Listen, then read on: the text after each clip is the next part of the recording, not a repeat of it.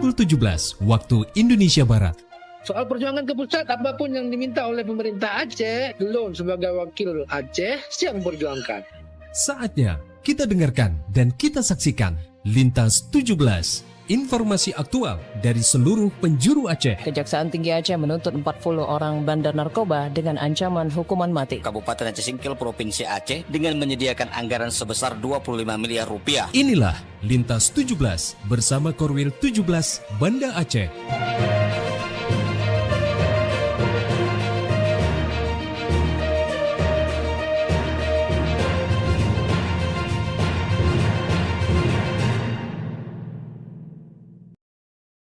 Assalamualaikum warahmatullahi wabarakatuh. Terjalan Sultan Iskandar Muda nomor 13 Banda Aceh. Saya Mas Wani bersama RRI Sekorin Nusantara 17 Banda Aceh, Melabu, Takengon, Sabang, dan Singkil mengantarkan Lintas 17, siaran berita berjaringan menyajikan informasi aktual yang terjadi di berbagai penjuru Aceh. Edisi hari ini Kamis 2 Juli 2026.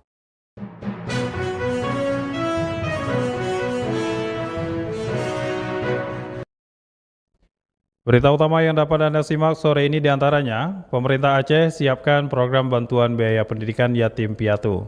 Berikutnya tokoh agama dorong Polri utamakan pelayanan humanis berkeadilan.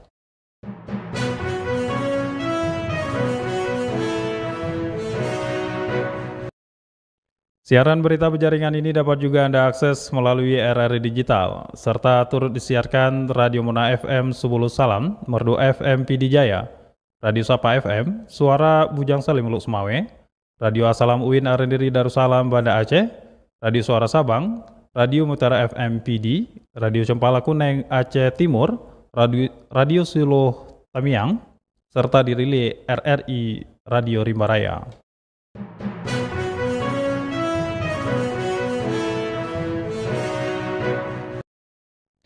Baiklah saudara, berita pertama kami mulai dari Kota Raja Banda Aceh.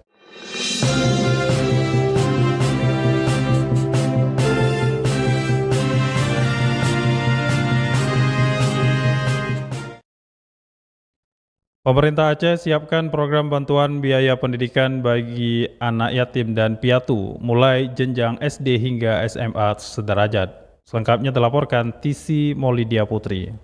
Pemerintah Aceh menghadirkan program bantuan biaya pendidikan sebagai bentuk kepedulian dan komitmen dalam mendukung keberlanjutan pendidikan anak-anak di Aceh. Staf Bidang Pembinaan Sekolah Menengah Atas SMA Pendidikan Khusus dan Layanan Khusus PKLK Dinas Pendidikan Aceh, Lukmanul Hakim menjelaskan bantuan biaya pendidikan ini diperuntukkan bagi anak yatim dan atau piatu yang sedang menempuh pendidikan pada jenjang sekolah dasar SD, sekolah menengah pertama SMP, sekolah menengah atas SMA, daya atau pesantren sederajat di seluruh wilayah Aceh. Pihaknya berharap bantuan ini dapat menjadi penguat langkah, penyemangat belajar, serta membuka kesempatan yang lebih luas bagi generasi Aceh untuk terus menuntut ilmu dan meraih cita-cita. Tahun ini insya Allah akan diberikan dalam 2 tahap, yang mana per 1 tahap bantuan akan diberikan pada awal tahun ajaran baru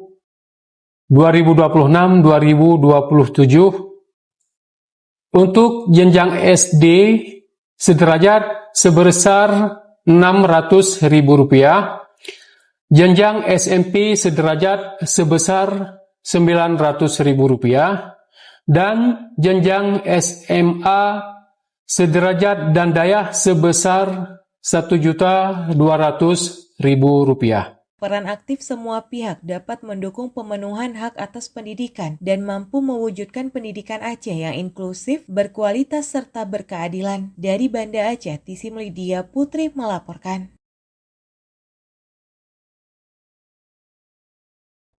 Dari Kota Raja Banda Aceh, Lintas 17 menuju Samudra Pasai Aceh Utara.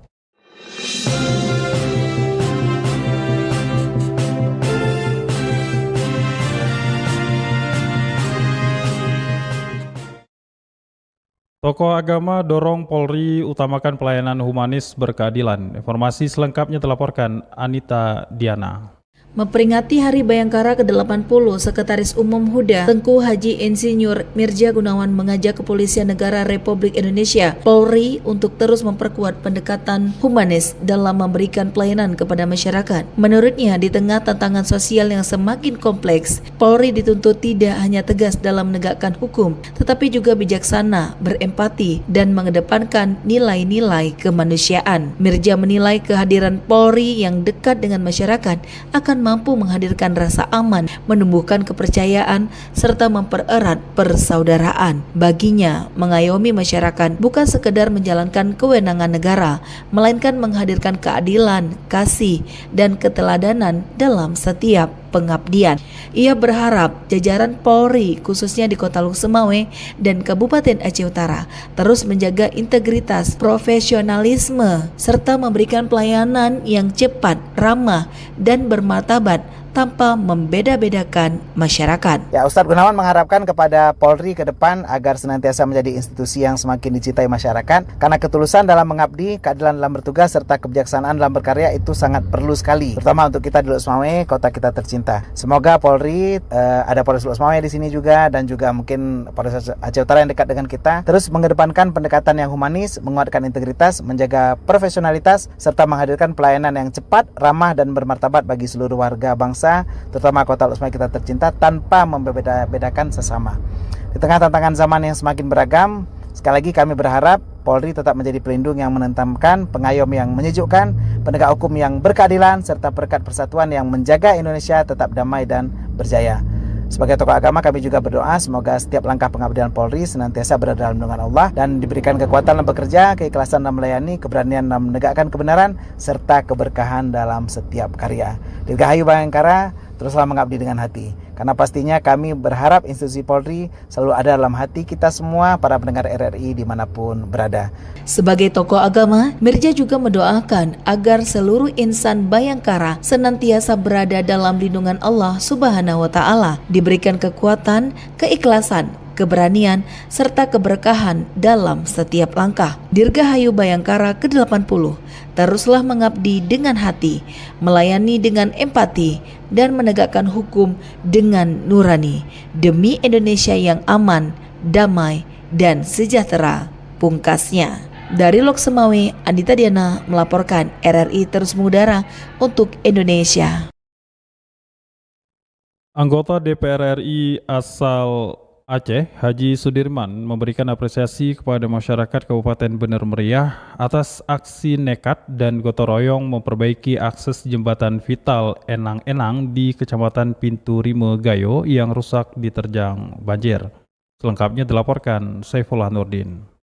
Anggota DPD RI asal Aceh Haji Sudirman atau yang akrab disapa Haji Umar meninjau langsung kondisi jembatan Enang-Enang di Kecamatan Pintu Rime Gaya, Kabupaten Bener Meriah. Jembatan tersebut sempat rusak parah akibat diterjang banjir akhir November 2025 yang lalu. Dalam kunjungannya, Haji Umar juga memuji aksi kebersamaan warga yang dipelopori oleh Syahrial Abadi karena berhasil membuka kembali akses ekonomi sempat terputus lama. Sebagai bentuk dukungan nyata, Haji Umar turut menyerahkan bantuan uang tunai sebesar 5 juta rupiah untuk operasional para relawan di lokasi. Kepada RRI, Haji Umar mengatakan meskipun kondisi jembatan masih sederhana, namun selesainya kesalahpahaman antara warga dengan pihak balai jalan beberapa waktu lalu terkait status jembatan darurat ini akhirnya berhasil diselesaikan lewat komunikasi yang baik. Haji Umar juga memberikan apresiasi yang tinggi terhadap semangat kebersamaan warga yang dipelopori oleh Syahrial Abadi yang bergerak cepat perbaikan secara swadaya melalui patungan biaya. Meskipun kondisinya masih sederhana namun sudah bisa dipergunakan oleh warga. Haji Umar juga mendesak Kementerian PUPR melalui Balai Pelaksanaan Jalan Nasional atau BPJN agar segera membangun jembatan permanen dan tidak membiarkan warga terus bergantung pada jembatan darurat.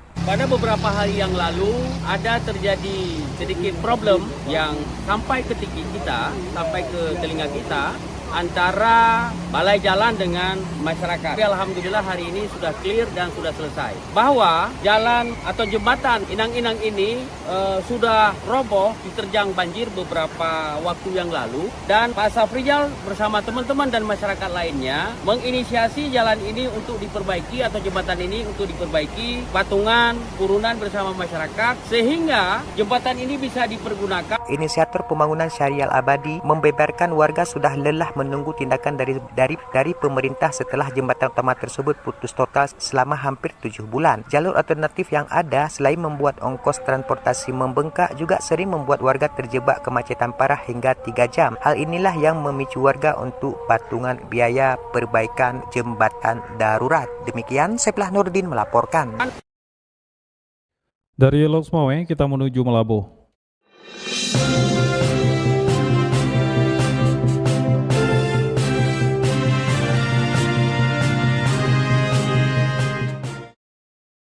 Kantor Kementerian Agama Kabupaten Aceh Barat menggelar rapat kerja kepala madrasah se-Kabupaten Aceh Barat sebagai forum menyusun langkah strategis untuk meningkatkan mutu pendidikan madrasah sekaligus memperkuat sinergi menjelang tahun ajaran 2026-2027. Kita ikuti laporan Irham Syah.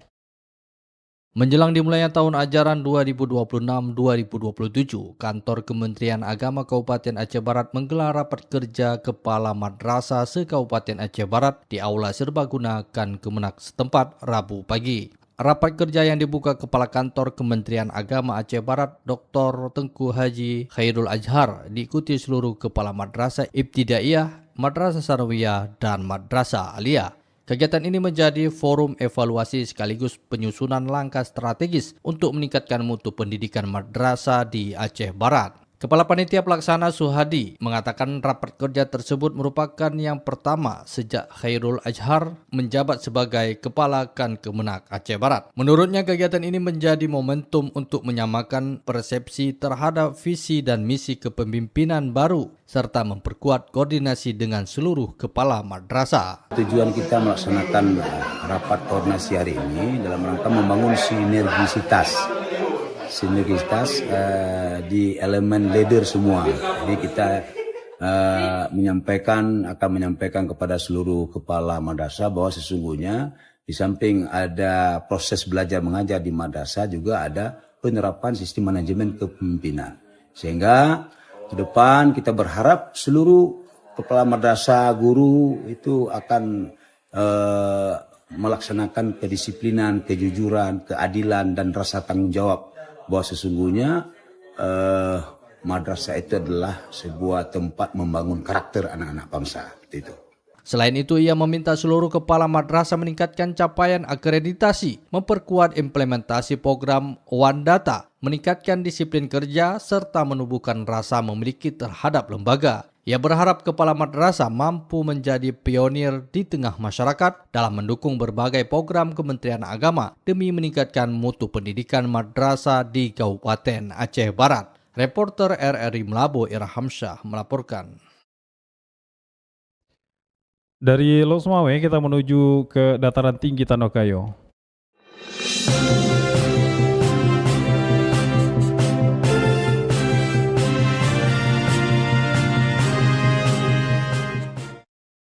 DP 3 AKB Bener Meriah gelar berbagai kegiatan untuk memeriahkan Hari Keluarga Nasional ke-33. BKKBN Aceh apresiasi Pemda setempat dalam menjalankan program Bangga Kencana. Selengkapnya disampaikan Alfi Sarin. Dinas Pemberdayaan Perempuan Perlindungan Anak dan Keluarga Berencana atau DP3AK Bener Meriah gelar beragam kegiatan untuk memeriahkan Hari Keluarga Nasional atau Harganas ke-33. Perwakilan BKKBN Aceh Safrina Salim menyebut, Kemenduk Bangga kini tidak hanya mengurusi penduduk tumbuh seimbang, melainkan siklus kehidupan untuk menuju keluarga berkualitas dan Indonesia Sehat 2045 demi mempertahankan bonus demografi. Pihaknya mengapresiasi pemerintah daerah Bener Meriah karena meraih predikat terbaik dalam menjalankan program Bangga Kencana di Provinsi Aceh, khususnya stunting. Saya terus bersama pemerintah daerah mendukung program Kemenduk Bangga yang pastinya melihat kondisi Indonesia terutama Aceh masih tingginya angka stunting, dan ayolah tim pendamping keluarga kita yang ada di setiap desa itu menjadi garda terdepan untuk mendampingi keluarga-keluarga resiko yang ada di tingkat desa. Aneka kegiatan yang digelar diantaranya senam sehat, beragam kegiatan lomba seperti bola daster bagi kaum bapak, pancing botol, sarung berantai, makan kerupuk, dan lainnya. Selain itu, DP3AKB juga membuka bazar UMKM serta melakukan kegiatan donor darah bagi peserta yang hadir maupun masyarakat umum. Alfi Sahrin, RRI Takengon, melaporkan.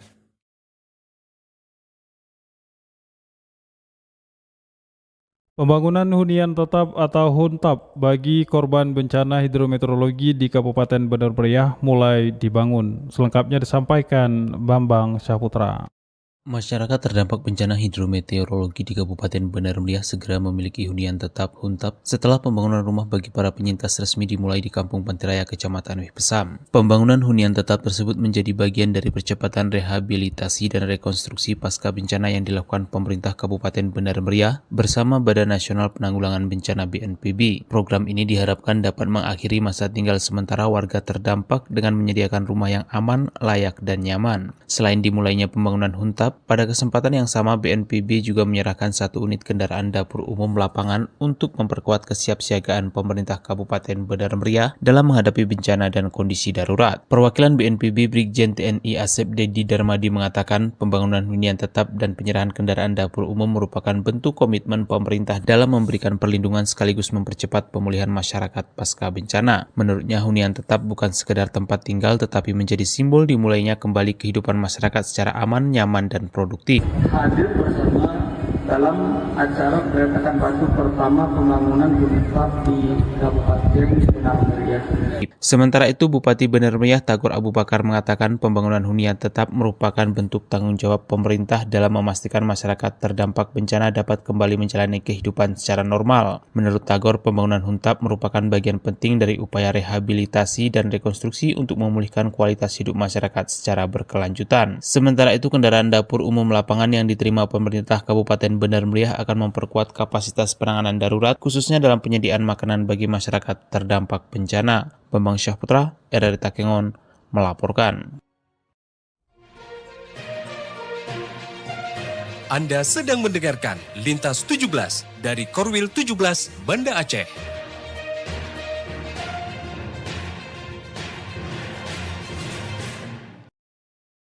Anda telah menyimak berita-berita dari Kutaraja Banda Aceh, Lutsmawe, Melabu, dan Takengon. Kami ajak Anda menuju 0 km Indonesia Pulau W.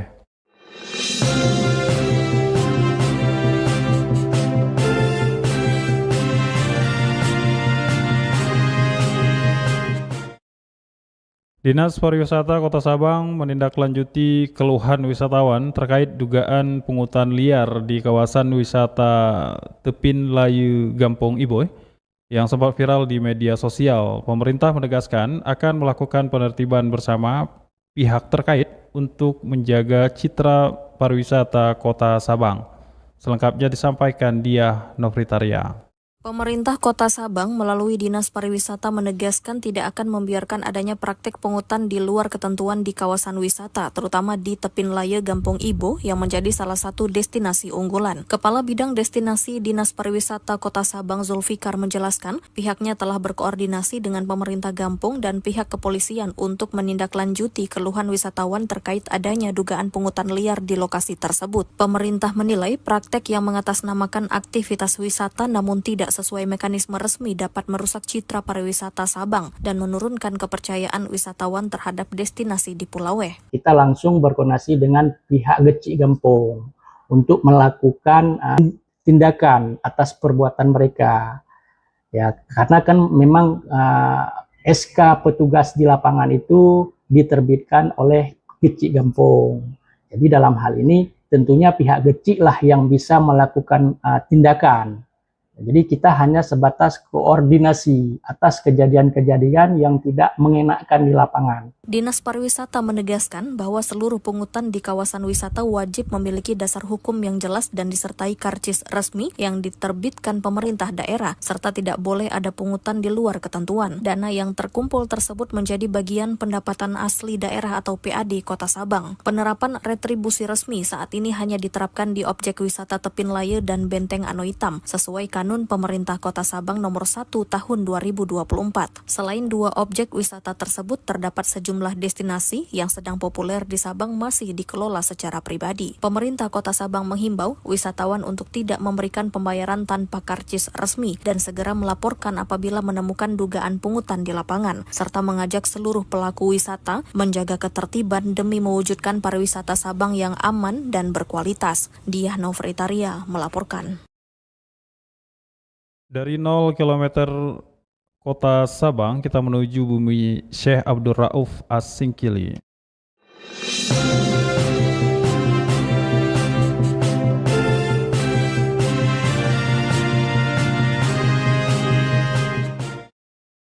Sengketa Menara BTS PT Protelindo di Subul Salam tuntas. Perusahaan sepakat bayar CSR, ganti rugi, dan tangani longsor Dusun Sila.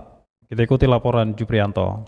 Ruang mediasi di Aula Wali Kota Subul Salam menjadi saksi penuntasan sengketa berkepanjangan antara warga dengan penyedia infrastruktur telekomunikasi. Pemerintah Kota Subul Salam bersama legislatif sukses memfasilitasi mediasi lanjutan terkait operasional menara BTS milik PT Protelindo. Mediasi itu berfokus pada keluhan warga Kampung Subul Salam Utara dan Penanggalan Barat. Keberadaan menara di wilayah itu sebelumnya memicu persoalan di masyarakat. Rapat itu dipimpin langsung oleh Asisten 2 Setdako Joni Arijal, didampingi Ketua Komisi CDPRK Antoni Angkat, Kepala Dinas Perizinan dan Camat Penanggalan. Dalam mediasi itu, PT Protelindo wajib membayar dana CSR tertunda sejak tahun 2022 hingga 2026 sebesar 1 juta per tahun per menara untuk Dusun Silak dan Dusun Sejahtera. Selain itu, perusahaan juga wajib mengganti rugi kerusakan elektronik warga akibat operasional atau petir. Pendataan kerusakan 7 hari kerja diawasi pemerintah, perusahaan, dan masyarakat. Namun klaim hanya bisa diproses jika rumah warga sudah dipasangi penangkal petir. Pak Asisten, Pak Kadis, dan seluruh Bapak Ibu yang kami hormati, tentunya ini perlu yang kita dudukkan supaya ini tuntas. Kalau apa yang disampaikan Bu Kultom tadi itu sepertinya menurut kami sepihak. Apa yang disampaikan oleh Bapak Ibu warga kami ini ya itu juga tidak menjadi ukuran patokan semata. Pemerintah juga diminta segera untuk membahas teknis penanganan tanah longsor di area Menara Dusun Silak, Desa Penanggalan Barat, Kecamatan Penanggalan. Masyarakat menyatakan tidak akan segan-segan mengambil tindakan drastis jika pihak perusahaan menunjukkan gelagat ingkar janji atas komitmen tertulis yang dibuat. Telah menelusuri terlebih dahulu kepada pihak perizinan. Namun kami mendapat jawaban pihak tower tersebut mengantongi izin IMB pada tahun 2006. Demikian, Juprianto melaporkan.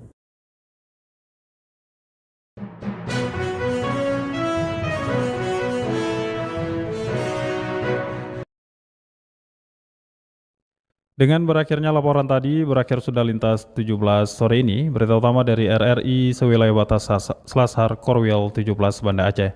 Atas perhatian Anda kami ucapkan terima kasih. Wassalamualaikum warahmatullahi wabarakatuh. Sekali di udara tetap di udara. Demikian lintas 17 sore ini. Produksi Korwil 17 Banda Aceh.